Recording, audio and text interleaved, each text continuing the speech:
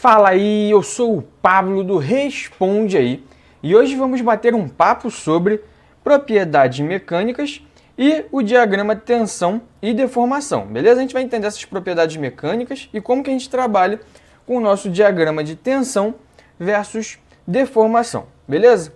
Primeiro, o que é o nosso diagrama tensão versus deformação?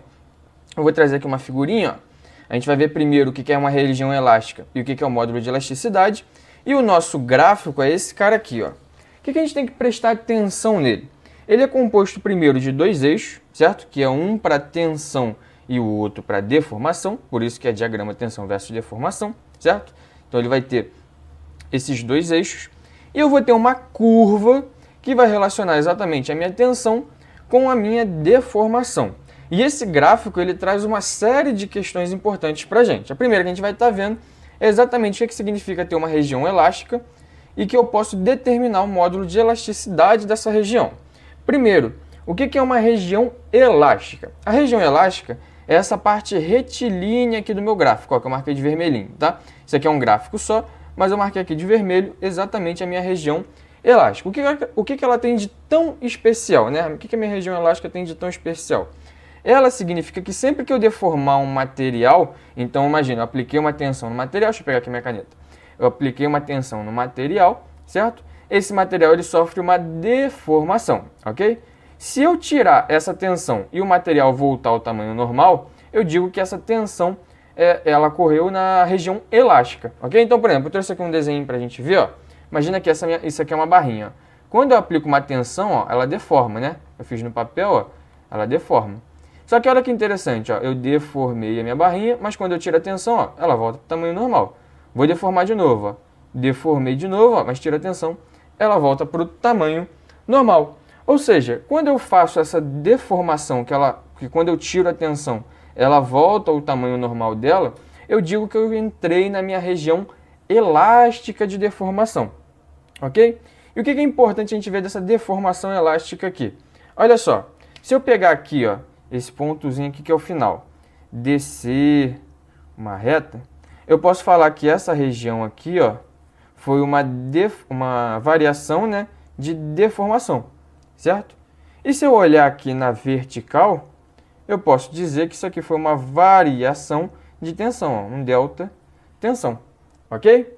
Olha que interessante, eu tenho uma variação de deformação e eu tenho uma variação de tensão. Eu tenho alguma fórmula que relacione tensão e deformação? Tenho, certo? Que é a minha lei de Hooke. O que a minha lei de Hooke diz? Ela diz que a minha tensão é igual ao módulo de elasticidade vezes a minha deformação, certo? Como eu falei aqui, ó, que a gente vai se preocupar com o módulo de elasticidade, eu vou isolar ele. Então eu posso dizer que isso daqui é, na verdade, ó, módulo de elasticidade é igual a minha tensão dividido pela minha deformação. Olha que interessante. Eu tenho uma variação de tensão dividido por uma variação de deformação, certo? Eu posso chamar isso aqui, ó, variação de tensão e variação de deformação. Olha o que eu tenho aqui no meu gráfico, ó, variação de tensão, variação de deformação. Se eu falar que isso aqui é um ângulo alfa, o que eu posso dizer, ó? Eu posso dizer que a tangente do meu ângulo alfa é igual a minha variação de tensão dividido pela minha variação de deformação, que eu acabei de ver pela lei de Hooke, que é igual ao módulo de elasticidade. Ou seja, eu posso dizer que o módulo de elasticidade é exatamente a inclinação da minha reta, certo? Ou a tangente do ângulo que vai dar essa reta aqui, ok? Esse é o primeiro ponto que a gente precisa ver do nosso diagrama de tensão versus deformação. A região elástica é uma região retilínea onde a lei de Hooke funciona e dessa região retilínea eu consigo tirar também, né, o módulo de elasticidade do meu material, ok? Fazendo essa relação aqui de tangente. Beleza. Mas, Pablo, não tem uns materiais que quando eu aplico tensões neles, eles deformam e não voltam ao normal? Tem sim, certo? De novo, a gente vai olhar o nosso diagrama de tensão e deformação, mas agora a gente vai estar olhando a região plástica, que acontece exatamente isso. É quando eu deformo o meu material, tiro a tensão que está aplicada nele e ele não volta ao estado normal dele. Nesse caso, ó, como eu falei, essa região retilínea aqui a gente viu que era a região elástica. Essa região que eu marquei aqui de verde é a minha região plástica, que é quando a lei de Hooke não funciona mais, eu não posso usar mais a lei de Hooke nessas regiões, ok? Porque não é mais retilíneo e não vai funcionar mais aquela questão da minha tangente aqui, certo? Para eu calcular o módulo de elasticidade. E é a região onde eu vou fazer uma deformação e meu material não vai voltar ao tamanho normal. Por exemplo, pegando lá a minha barrinha de novo, né? Imagina que eu vou aplicando aqui uma tensão, uma tensão, uma tensão e tiro a tensão. Olha como é que a barrinha ficou. Toda amassada, ela não volta ao estado original dela, né? Se ela voltasse ao estado original dela, eu estaria na região elástica. Mas como eu deformei e apliquei uma tensão que não permite que ela volte ao estado normal, eu digo que agora eu entrei na minha região plástica do material. Ou seja, eu tenho deformações que são permanentes, ok? Ou deformações residuais em alguns casos. Alguns professores gostam de chamar tanto de residual quanto de permanente. Mas tanto faz o nome que você vai dar. Você tem que entender que se eu deformei um material e ele não retornou às dimensões originais, significa que eu entrei na minha região plástica, ok? Que é quando eu tenho deformações que permanecem mesmo quando eu tiro as tensões, ok? Beleza, mas como é que eu faço para marcar a passagem da região elástica para a região plástica? E é aí que a gente vai conhecer o que a gente chama de resistência ao escoamento. E também vamos estar vendo como é que a gente calcula a resistência à tração. Mas o que é importante a gente ver aqui? Ó? Eu trouxe dois gráficos para a gente ver como que a gente define a resistência ao escoamento e a resistência à tração. Como eu falei, quando eu passo da minha região retilínea para a minha região curvilínea, eu tenho a passagem do regime elástico para o regime plástico, certo? A tensão que marca essa mudança do retilíneo para o curvo é a tensão de escoamento, ok? Que ela tem duas componentes. Ela tem o que a gente chama aqui de deformação no escoamento e nós temos também, ó, a nossa tensão de escoamento, que é a nossa resistência ao escoamento também. É exatamente o ponto que vai marcar a passagem do regime elástico, quando eu tenho deformações que voltam, quando eu tiro a tensão, né, a minha peça volta ao estado normal, para o regime plástico, que é quando as minhas tensões, mesmo quando são retiradas, o meu material continua deformado, ok? Então, nesse caso aqui é bem simples, né? Eu vejo que a região retilínea para curvilínea mudou nesse ponto aqui. E nesse caso aqui, quando eu tenho uma curva junto com a reta, onde é que eu vou marcar aqui a minha tensão de escoamento? Isso aqui acontece muito em aço, né? Como é que eu faço para determinar minha tensão de escoamento no gráfico do aço? É muito simples. O que a gente faz é o seguinte, a gente calcula aqui uma deformação de 0,002 milímetros, centímetros, nada disso, tá? Deformação específica não tem unidade, tá? A gente só está calculando aqui uma deformação sem unidade. Então, de 0,002, ok? Que é a mesma coisa que 2 por 1000, que a gente gosta de chamar também, ok? Quando você definir esse ponto aqui, você traça uma paralela à região curvilínea até ela encostar lá no nosso gráfico. Quando ela encostar no nosso gráfico, esse ponto que ela encostou é o que a gente chama de tensão de escoamento, tá? Então, isso aqui, no caso, é a tensão de escoamento para o aço. Então, primeiro se calcula a deformação de 2 por 1000, traça paralela à região retilínea, o ponto que encostar é a tensão de escoamento, ok? Beleza, já sabemos como que a gente determina a resistência ao escoamento.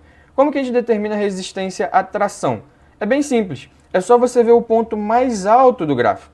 O ponto mais alto do gráfico determina exatamente, né, a nossa resistência à tração, ou tensão máxima que o nosso material pode chegar, ok?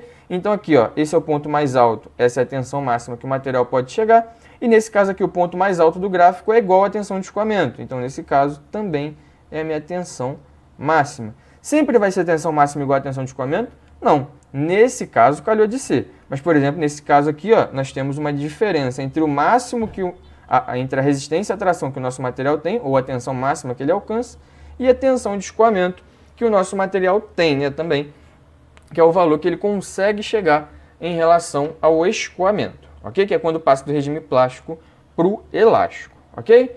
O que mais que a gente consegue tirar do nosso gráfico de tensão por deformação? É a nossa região de fricção e também, né, a nossa tensão de ruptura. Então, olha só, trouxe aqui um gráfico para a gente ver isso. Como a gente viu, esse ponto máximo aqui, né, é o ponto que o material a resistência à tração do nosso material.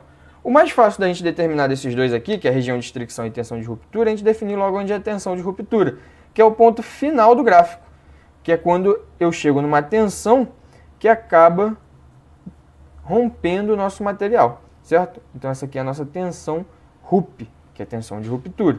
Ou seja, esse ponto aqui marca quando o nosso material rompeu. Então imagina, eu tenho aqui a caneta, eu pego, deformo, rompeu. Se eu calcular a tensão que fez, né, a tampa romper, imaginando que isso aqui fosse uma coisa só, né, não tivesse separação da tampa e a caneta. Então, como rompeu a tampa da caneta, né, eu calculo a tensão necessária para causar esse rompimento. E essa tensão é exatamente essa daqui. Beleza, se eu sei onde é a tensão de ruptura e eu sei onde é a minha tensão máxima de tração, né, ou a resistência à tração, eu consigo definir onde que é a minha região de estricção, que é essa parte aqui, ó, em vermelho. Ok? O que é importante saber sobre a região de estricção? O que é região de estricção? É onde o material ele vai dando indícios de que vai romper. Então, por exemplo, eu tenho lá uma barra de aço normal, aqui, e eu coloco umas tensões aqui, ó, que começam a exceder a resistência dessa barra.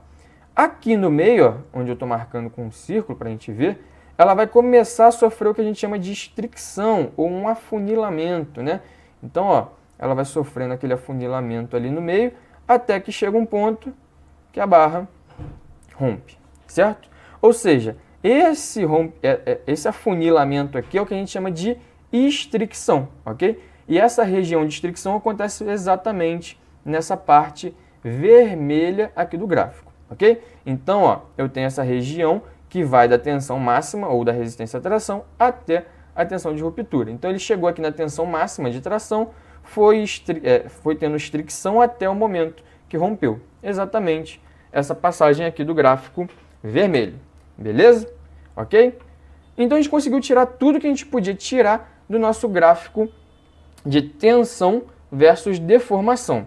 Outra coisa que é legal a gente saber é a diferença entre um material dúctil e um material frágil. Qual é a diferença entre um material dúctil e frágil? Primeira diferença, ó, o material dúctil sofre grandes deformações, enquanto que o material frágil ele rompe sem demonstrar deformação. Como assim? Por exemplo, quem sofre grandes deformações? Borracha. Então, se eu pegar uma borracha, eu vou esticando ela sofre grandes deformações. O que é um material que sofre um rompimento sem deformação? Um piso, por exemplo, né? Um piso, se você faz uma força nele, um piso cerâmico, né? Ele acaba quebrando sem dar indícios de que iria quebrar. Então, ele teve um rompimento sem deformação.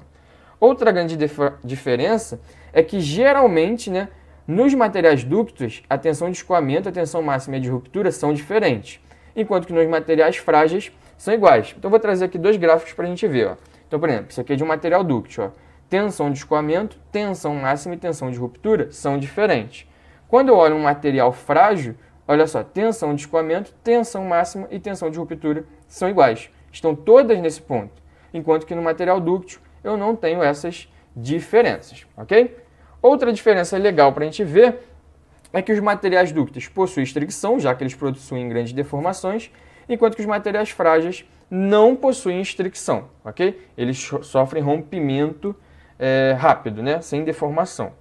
Outra diferença que a gente precisa saber é que os materiais dúcteis variam dependendo do material, as deformações dele, enquanto que os materiais frágeis geralmente possuem resistência à tração maior que a compressão, ok? Isso para os materiais frágeis. E os materiais dúcteis vai depender do material. Alguns têm mais resistência à compressão, outros têm mais resistência à tração. Então, depende do material dúctil aí que a gente vai estar vendo.